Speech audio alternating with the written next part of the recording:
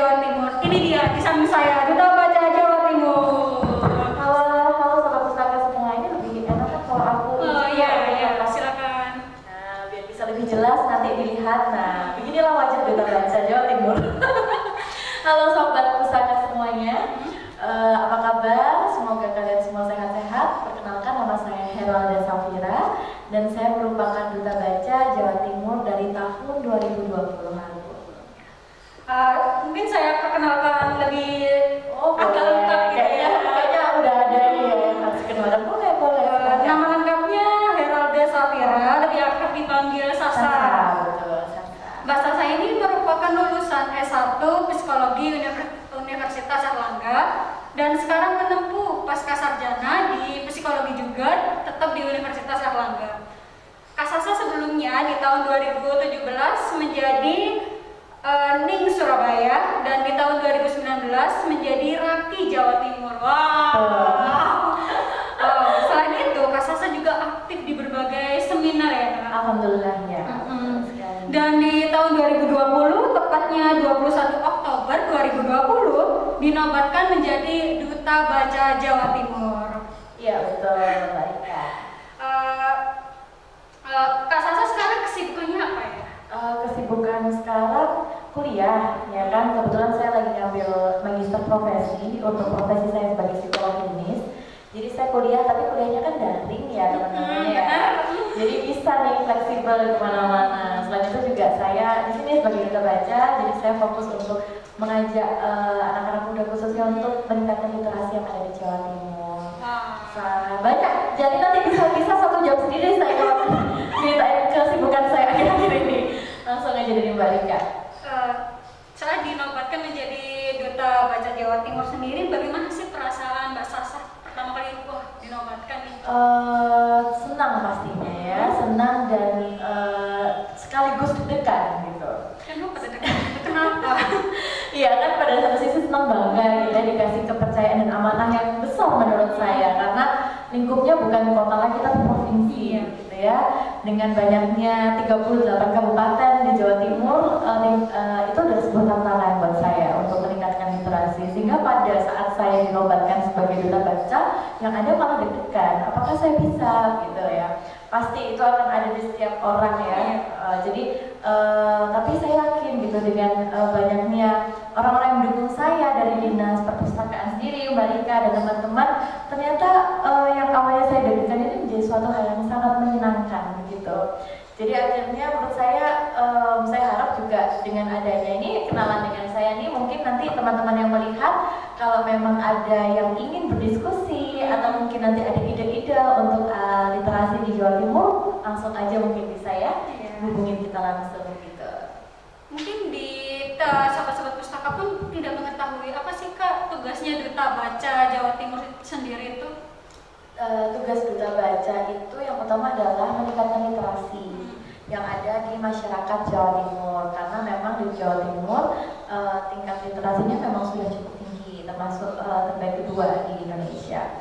Namun juga itu tidak bisa membuat kita berpuas diri begitu, karena memang kalau kita lihat elemen masyarakat yang ada di Jawa Timur itu sangat beragam. Tidak hanya di kalangan pelajar, tidak hanya di kalangan mahasiswa, namun juga mungkin ada teman-teman yang memiliki keterbatasan seperti disabilitas begitu. Jadi memang akhirnya menurut saya tugas Duta Baca ini tidak hanya meningkatkan literasi di salah satu kalangan saja, namun juga bisa lebih menyeluruh, sehingga dengan adanya informasi yang ada dan tersebar di seluruh bahkan pelosok itu mungkin bukan dengan sendirinya, namun dengan otomatis mereka juga akan bisa meningkatkan literasi dari daerah mereka masing-masing begitu. Terus bagaimana sih pandangan Kak Sasa tentang sebuah perpustakaan itu? Perpustakaan itu adalah apa ya? Kalau saya bilang itu adalah, kalau saya dulu saya hobi banget ke perpustakaan. Tapi masalahnya zaman saya kecil perpustakaan itu masih belum seperti sekarang. Bisa dilihat ya teman-teman di belakangnya itu berwarna-warni, ada angklung. Zaman saya nggak seperti itu gitu. Jadi rasa cinta saya terhadap dunia itu berawal dari perpustakaan. Menurut saya, kenapa? Karena namanya anak kecil kita tidak bisa melihat dunia karena keterbatasan transportasi, jarak dan segala macam. Tapi dari perpustakaan saya tuh bisa melihat sampai ke negara lain, bisa melihat tokoh-tokoh kartun dulu zaman kecil kan, kayak Tintin kayak gitu. Wah, saya tuh suka banget. Terus jadi saya melihat dunia itu dari satu ruangan yang disebut perpustakaan. Jadi itu menurut saya perpustakaan.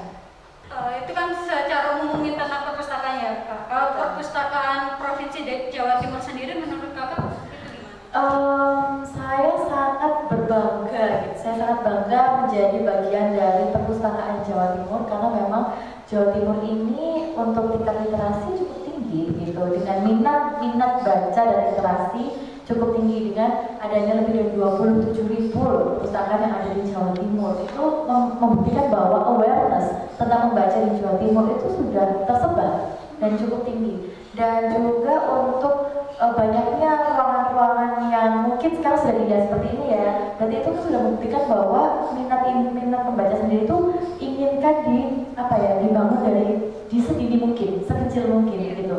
Dan saya sangat berbangga karena memang di Jawa Timur itu sudah cukup lengkap semuanya gitu. Dan mungkin saat ini perpustakaannya juga tidak monoton ya Kak? Kayak mungkin seperti waktu kita zamannya masih kecil-kecil monoton sekali. Sekarang betul. Perpustakaannya lebih nyaman. Ruangannya open, staffnya juga betul, itu sangat berbeda dari zaman saya kecil dulu ya. Zaman kecil dulu tuh aku bukan yang jaga perpustakaan tuh biasanya galak. Tapi kalau sekarang di sana ya, sekarang kalau dibalik kayak gini siapa yang nggak mau ke perpustakaan kan ya? Baik-baik teman-teman. Jadi harus sekarang coba main ke perpustakaan ya untuk melihat perubahan-perubahan itu tadi. Berarti kan Kak Sasa juga sering berkunjung ke perpustakaan. Secara tidak langsung juga pasti suka buku. Betul. Masih ingat tidak sih Kak Sasa buku pertama kali yang Kak Sasa baca? Oke, saya dulu zaman yang kecil nggak mungkin kan saya bilang saya suka ensiklopedia gitu ya. Namanya juga pertama-tama anak-anak ya. Cuma dulu zaman orang tua saya itu memang membiasakan saya untuk membaca. Namun kadang-kadang namanya ibu-ibu itu kalau sumpah membaca buku dulu cenderung mahal. Jadi akhirnya nggak mahal gitu ya. Betul ya, zaman kita kecil gitu. Jadi saya itu harus ke rumah saudara saya yang memang dia itu suka banget dengan buku bergambar. Jadi dulu saya ingat pertama kali saya baca itu majalah komik Donald Bebek.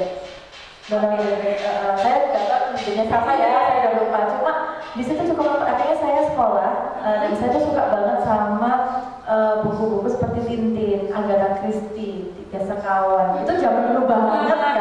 Katanya itu zamannya mama saya dulu, tapi masalahnya buku-buku dulu itu sangat bagus menurut saya. Jadi saya dulu tuh ke perpustakaan, saya tiap hari istirahat sekolah itu tuh nggak pernah saya ke kantin, tapi saya ke perpustakaan.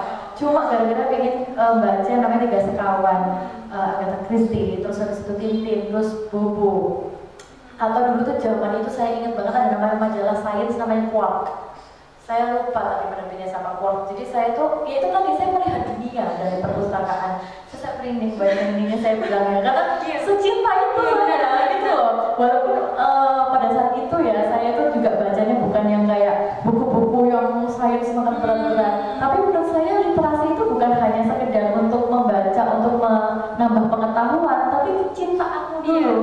Ketika saya dulu mendapatkan kemudahan akses untuk mengakses buku-buku yang saya suka, maka kecintaan saya terhadap buku itu sangat berkembang gitu. Dan saya inginkan sebagai duta baca di sini, saya juga ingin anak-anak sekarang itu memiliki kesempatan yang sama seperti saya untuk memilih buku-buku yang mereka inginkan untuk baca gitu. Jadi merinding lagi.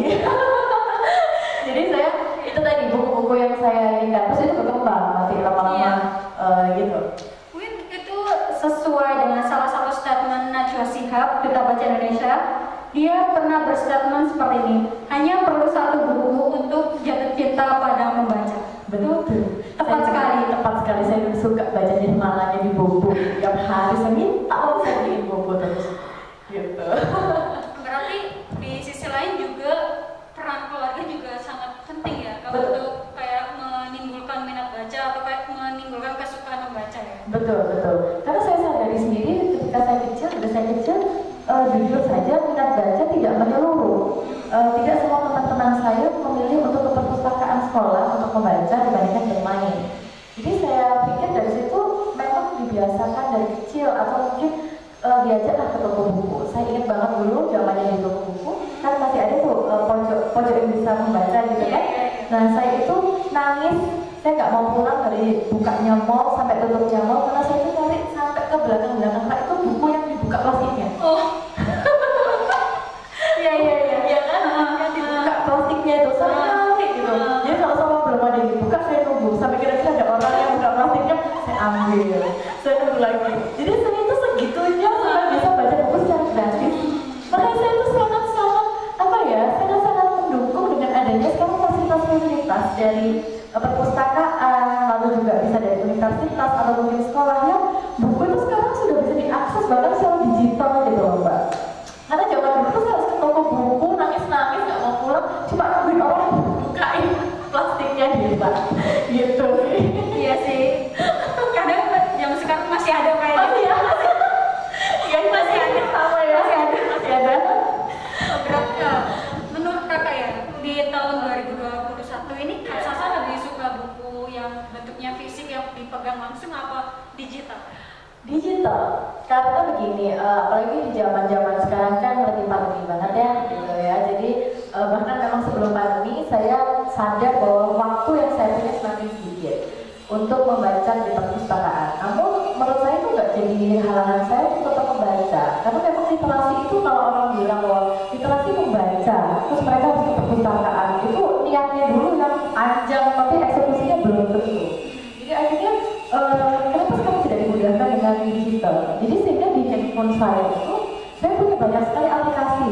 Saya nggak perlu namanya sebut apa, tapi coba ada yang namanya nanti di mana di Play Store atau App Store gitu. Jadi aplikasi-aplikasi yang memang bisa memudahkan kita untuk membaca buku secara digital. Bahkan saya punya namanya satu kayak alat gitu namanya Kindle. Kindle itu sekarang kalau orang baca udah nggak bisa pakai kertas, dia itu benar-benar layarnya tuh bisa kayak layar yang sangat enak, memang anti radiasi, enak untuk membaca, dan memang dia adalah alat yang memang khusus untuk membaca. Jadi kita bisa beli semua video e-book yang bisa di-download di situ, kita bisa baca. Itu kalau nggak salah bentuknya tab ya? Iya, warnanya hitam kecil. Jadi saya selalu bawa itu kemana-mana. Kalau apalagi saya perjalanan dinas di atas kereta atau di mana naik pesawat, itu sangat membantu saya gitu loh. Jadi saya lebih suka digital sekarang. Bukan karena saya tidak suka bukunya, tapi ini adalah kemudahan akses dan efisiensi dan itu tidak bisa menjadikan alasan kita untuk terus tidak membaca gitu loh. Mungkin selain itu juga di Indonesia sendiri kayak aplikasi yang disediakan perpustakaan pun sudah banyak sehingga masyarakat pun bisa mengakses. Untuk Jawa Timur sendiri udah ada Dejatim, itu teman-teman bisa akses di Play Store. Perpusnas sendiri ada juga aplikasi yang bernama iPusnas, itu koleksi digitalnya cukup banyak sehingga teman-teman bisa mengaksesnya di rumah, di mana saja dan kapan saja, intinya seperti itu. Untuk Kak Sasa sendiri, kira-kira ada buku nggak yang rekomendasi buat sobat-sobat pustaka? Karena saya orang psikologi gitu kan ya, dan saya suka untuk namanya self development, jadi lebih pengembangan diri. Ada namanya buku namanya The Psychology Book. Itu punyanya DK Publish, kalau anda punyanya itu siapa ya? Pokoknya namanya DK Publish. Itu isinya adalah intinya bagaimana caramu untuk membranding diri, untuk lebih mengetahui diri sendiri. Contohnya kamu orangnya tipenya sanguin atau melankoli atau seperti apa. Dan menurut saya kenapa kok buku itu bagus? Karena itu penting teman-teman. Kalau memang kamu mau berkembang, kita harus setidaknya at least mengenal diri sendiri dulu. Sehingga kita bisa berkembang sesuai dengan apa yang kita punya dari kita kecil gitu. Kadang kan orang tidak tahu nih sifat kita seperti apa. Yang lebih tahu kan kita sendiri. Kadang ada cara-cara orang lain yang berhasil untuk dia, tapi belum tentu berhasil untuk kita. Ya kan, jadi menurut kita ya memang kita harus lebih mengenal diri sendiri. Dan mungkin The Psychology Book warna merah, nanti mungkin bisa di search, terkenal banget kok, bestseller. Itu bisa membantu teman-teman untuk lebih mengenal diri sendiri sehingga developing improvementnya juga akan lebih jauh lebih baik gitu. Iya. Gitu sih. Itu salah satu buku rekomendasi dari Mbak Sasa ya. Selain itu Mbak Sasa ini kira-kira kan aktif di berbagai kegiatan, terus prestasinya juga banyak sekali. Alhamdulillah. Ada nggak sih sosok motivator atau idola buat Kak Sasa itu siapa? Oke. Kalau untuk dari baca, saya suka banget memang sama Najwa Shihab. Saya juga. Ya, kayaknya memang karena beliau itu adalah pintar sekali dan kritis. Kadang banyak orang pintar tapi tidak berani untuk bersuara. Tapi menurut saya beliau itu adalah sosok yang memang tepat untuk dijadikan sebagai apa ya, inspirasi bagi kita para anak-anak muda. Selama kita merasa bahwa apa yang kita baca atau memang kita tahu itu benar, gitu kan, nggak apa-apa speak up. Tapi kalau memang salah, ya udah ada diskusi. Dan seperti yang saya sangat pelajari dari Najwa Shihab.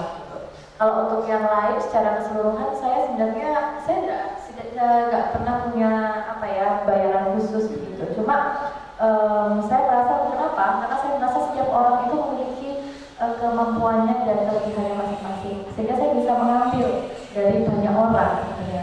Kalau motivasi dan inspirasi, saya nggak pernah melihat bahwa orang yang terkenal itu adalah menjadi seorang yang inspirasi. Contohnya saya punya teman orang tunanetra, dia adalah guru saya, karena saya tidak pernah mengalami apa yang dia rasakan. Ibu saya seperti itu, atau Mbak Nika pun banyak hal yang bisa saya pelajari Mbak Nika. Jadi saya menganggap bahwa semua orang di lingkungan saya itu adalah inspirasi saya. Iya sih, benar. Maksudnya nggak menutup kemungkinan kita bertemu dengan orang baru, kita juga bisa mengambil hal-hal positif dari orang tersebut. Betul. Tidak harus melulu tentang orang-orang yang sudah besar, artis, seperti itu. Betul. Menurut saya sih seperti itu. Ini dan yang menarik lagi, dikatakan juga menyukai dunia musik. Iya, betul sekali. Kak Sasa bisa main biola dan piano? Ya, alhamdulillah bisa. Dari kecil. Dari kecil. Wow. Itu kan sudah dilakukan sejak kecil ya, Kak? Terus bisa ceritain nggak sih awal mulanya bisa menyukai musik itu bagaimana? Oh, kalau namanya anak kecil itu kan kadang kita masih belum tahu ya apa yang kita inginkan. Kebetulan saya itu sangat beruntung memiliki orang tua yang menyuruh saya untuk melakukan banyak hal. Boleh coba gitu. Tapi yang saya salut dari orang tua saya itu, beliau tidak hanya berhenti untuk menyuruh saya mencoba, tapi harus bertanggung jawab.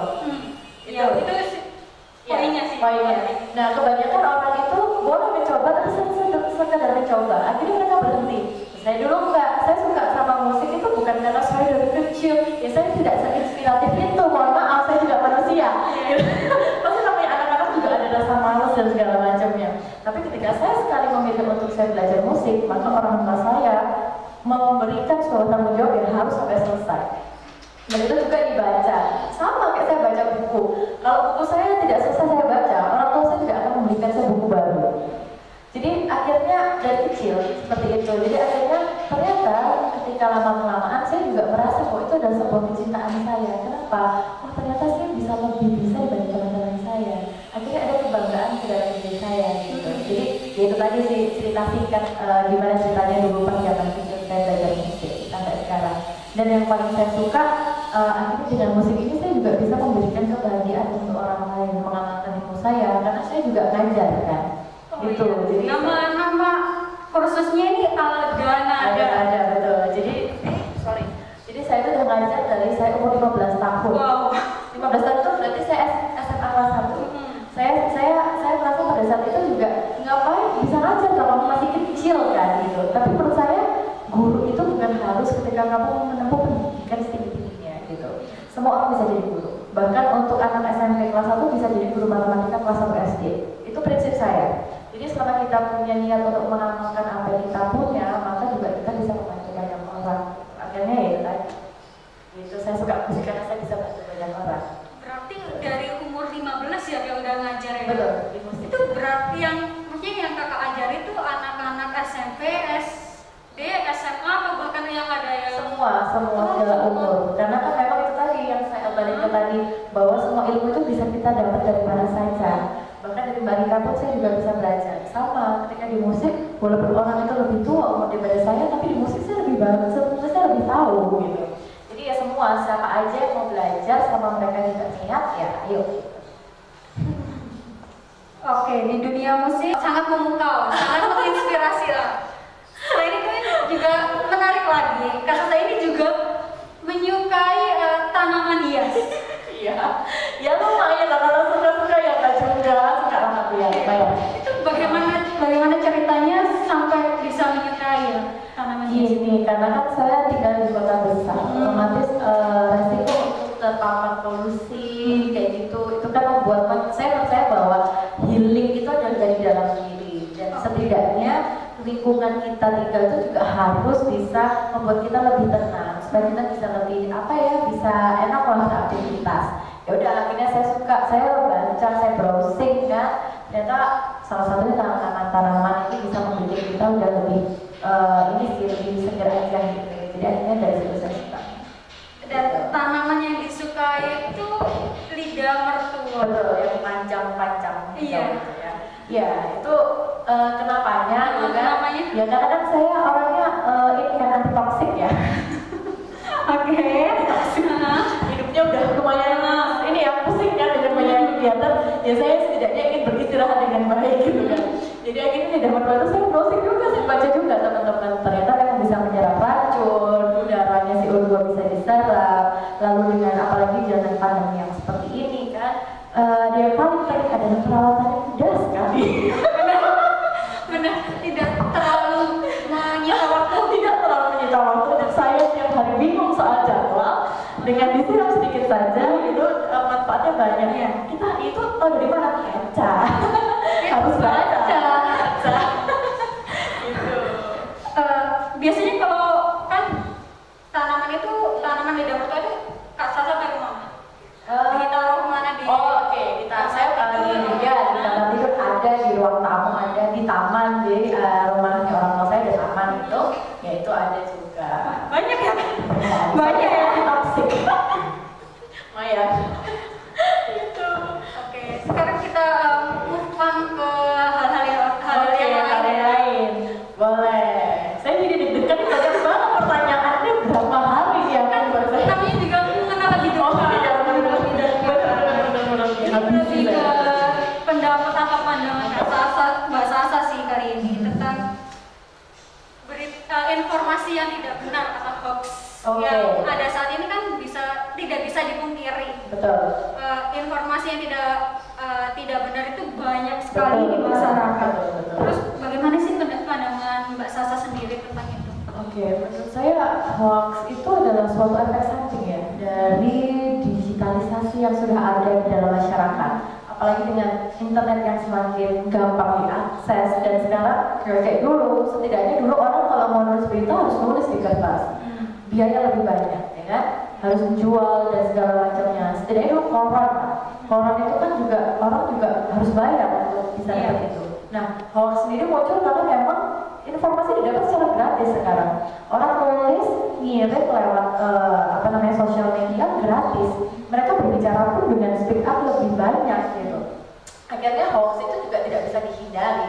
Nah, itulah pentingnya literasi gitu menurut saya di masyarakat. Karena memang literasi itu bukan hanya sekedar, menurut saya, bukan hanya dipandang sebagai membaca gitu loh, tapi dengan memahami apa yang kamu baca, itu adalah literasi. Jadi memang kita tidak bisa menghindari hoax, karena gimana pun juga hoax itu akan selalu datang. Namanya manusia 1 dan 2 aja udah bisa beda pikiran, apalagi dengan berbagai macam manusia yang ada, pikiran banyak, informasi juga pasti lebih beragam. Jadi akhirnya itu tadi, tapi gimana sih caranya supaya kita itu bisa lebih menghindari hoax? Nah, menurut saya itu tadi, pahamilah gitu. Paling gampang adalah kamu lihat dari sumber dari mana tuh beritanya. Atau enggak, habis itu kamu mikir dulu apakah benar nggak sih, cari lagi informasi di di make sure lagi, jangan sekali baca dan percaya, make sure lagi, cari di internet. Kalau sekarang Google dan segala macam itu kan jauh lebih canggih ya dibanding buku menurut saya ya. Jadi itu sih, itu menurut saya hoax kayak gitu. Berarti hoax itu emang mengelilingi informasi yang pasti. Dan diperlukan kita harus literasi. Betul. Biar bisa menangkal berita-berita yang tidak benar seperti itu ya. Betul. Jadi memang hoax itu tadi muncul juga karena adanya informasi yang benar. Menurut saya. Jadi tidak akan ada hoax kalau ada tidak informasi yang benar dulu. Karena memang informasi yang hoax itu mungkin adalah hasil dari informasi yang benar yang diceritakan ke orang lain dan orang lain tambah hoax. Gitu. Cari aja lagi baru. Lalu kan tadi sudah berkaitan dengan literasi, mungkin kita ke pandangan yang lebih lain lagi. Bagaimana sih pandangan Mbak Sasa tentang literasi di Jawa Timur sendiri itu bagaimana? Oke, kalau memang kita melihat dari literasi langsung ke perpustakaan atau ke buku-buku, memang kita sadari sih juga tidak akan menutupi bahwa itu semakin sepi sekarang. Memang, yang namanya toko buku dulu itu zaman saya kecil tuh ramai sekali. Bahkan kalau sekarang toko buku yang ada di kota saya tinggal sendiri pun semakin berkurang. Saya ingat banget itu saya di daerah mana ya, salah satu mall tuh gede banget, sekarang tutup. Dan saya semakin kesulitan untuk mencari buku sebenarnya. Itu kenyataannya gitu. Cuma literasi yang ada di Jawa Timur sendiri itu memang tingginya karena memang sekarang mungkin sudah ada dari digital gitu. Nah, adanya informasi di digital itu membuat kita mungkin tidak melihat bahwa literasi itu turun, tapi berubah. Itu yang inginkan saya teman-teman itu tahu gitu. Bukan berarti literasi sekarang di Jawa Timur turun, ya enggak, berubah. Dan mungkin data-data itu yang belum kita lihat gitu. Sekarang kemana-mana aku pakai handphone, kan semuanya. Teman-teman mau baca berita dari CNN dan segala macam itu lewat handphone. Jadi menurut saya ya memang tetap tinggi, cuma budayanya aja itu. Medianya yang berubah. Mungkin kita beralih ke pertanyaan dari Instagram. Wah. Yang udah pernah kita share di Instagramnya di Perpusip. Wah, ini aku nggak tahu nih kalau ini. Ini apa? Hampir sama semua sih. Oke. Ini apa dijawab? Harus jawabnya cepat atau gimana nih? Sebisanya. Baik. Untuk ini sih, susah ya. ini gampang sekali. Oke. Apa sih tantangan terbesar sebagai duta baca di kondisi pandemi seperti ini? Oke, tantangan yang paling besar adalah sebenarnya ya, saya tuh melihat bahkan bukan tantangan, saya lebih susah kalau tidak kalau pandemi itu kalau menurut saya dari literasi itu harusnya naik. Karena apa? Karena orang itu di rumah dan mereka tuh nggak bisa cari berita keluar kecuali membaca di internet. Jadi menurut saya tantangannya di sini bukan untuk menaikkan literasi membaca, namun tantangannya adalah bagaimana cara kita itu memfilter berita itu dari hoax ke berita yang benar. Itu tantangannya. Gitu. Jadi menurut saya apa tantangan paling berat? Ya itu tadi memfilter berita hoax ke berita yang benar dan akurat. Gitu. Oke. Pertanyaan yang lain mungkin sudah dijawab tadi ya tentang kayak menumbuhkan minat baca masyarakat Jawa Timur. Mungkin salah satu statementnya Kak Sasa di media sosial yang menurut saya menarik ya, yaitu masyarakat dengan tingkat literasi tinggi akan selalu melakukan konfirmasi atas kebenaran informasi yang diperoleh, dipandang sebagai bentuk cognitive skill. Masyarakat dengan kemampuan literasi lebih baik cenderung akan lebih siap menghadapi dampak buruk pandemi, sehingga literasi menjadi sangat penting dalam pertumbuhan sosial ekonomi masyarakat. Seperti itu. Ini dua pertanyaan terakhir, Kak. Proyek apa yang Mbak Sasa akan garap sebagai duta baca ke depannya? Nah ini kebetulan banget saya tadi barusan ini jadi sama seperti apa yang saya pikirkan tadi yang saya bilang di depan, bahwa saya ingin literasi ini lebih bisa mencapai banyak sekali pihak, tidak hanya salah satu saja pelajar, tidak hanya mungkin anak muda. Namun yang pertama kali ya, program yang saya sedang lakukan sekarang adalah saya ingin meningkatkan literasi di orang-orang dengan disabilitas. Gitu. Jadi memang sekarang kita sedang fokus untuk meningkatkan pelayanan bagi teman-teman disabilitas yang ada di Jawa Timur. Dan saya kebetulan ini kan sekarang kan saya lagi diwawancarai ya untuk teman-teman disabilitas yang mungkin melihat ini begitu. Nanti memang kita akan meningkatkan pelayanan yang ada di perpustakaan Jawa Timur, sehingga nantinya kedepannya ketika membutuhkan sesuatu hal yang berhubungan dengan disabilitas itu aksesnya akan lebih mudah. Sehingga saya harap di sini teman-teman disabilitas dapat membantu kami untuk lebih menyebarkan lagi budaya literasi yang ada di organisasi-organisasi yang kalian punya seperti itu. Next projectnya yang bakal sangat menarik, mari kita nantikan teman-teman. Untuk kali ini kita ada games, Kak. Oke, games boleh. Nama gamesnya tuh jawab cepat. Jawab cepat. Jadi kakak ada dua pilihan dan kakak harus pilih satu, nggak boleh pilih dua. Oke, harus satu ya? Iya, harus satu dong. Oke. Oke, yang pertama buku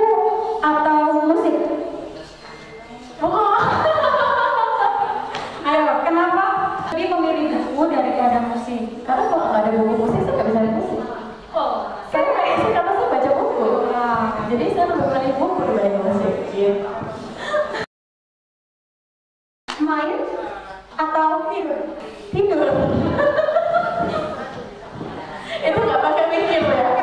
Kenapa kau memilih tidur? Karena hidup harus seimbang. Main terus tapi nggak tidur, nanti main juga tidak bisa maksimal. Jadi saya lebih memilih tidur gitu.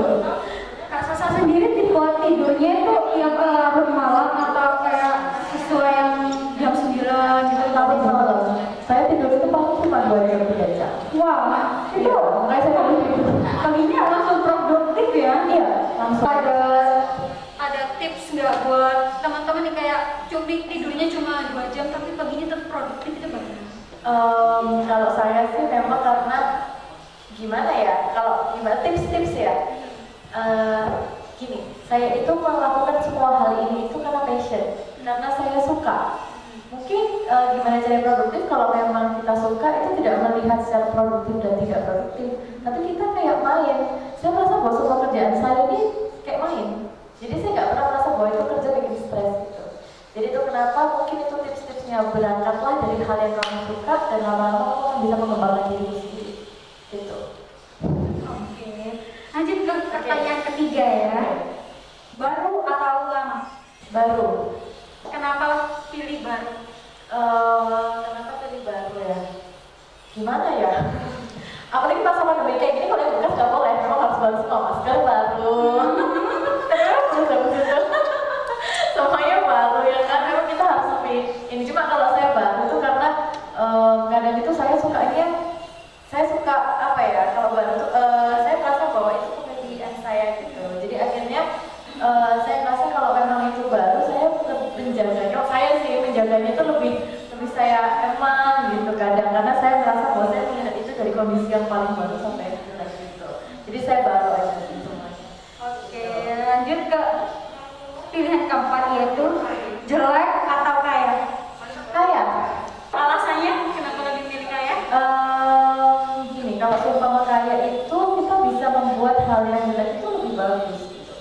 Jadi bukan berarti kaya itu karena kita lihat secara kaya itu uang ya. Kalau kita lihat sama orang itu selalu bertanya itu kok jelek apa kaya, itu kan selalu duit ya. Cuma kalau saya enggak gitu, kaya itu banyak. Jelek itu konotasinya sangat negatif. Jelek secara sifat, jelek secara mungkin kemampuan dan segala macam. Tapi kaya hati, kaya pikiran, kaya ilmu. Jadi saya lebih memilih jadi orang kaya dibanding jadi orang jelek. Lanjut ke 5 yaitu gendut atau jerawatan?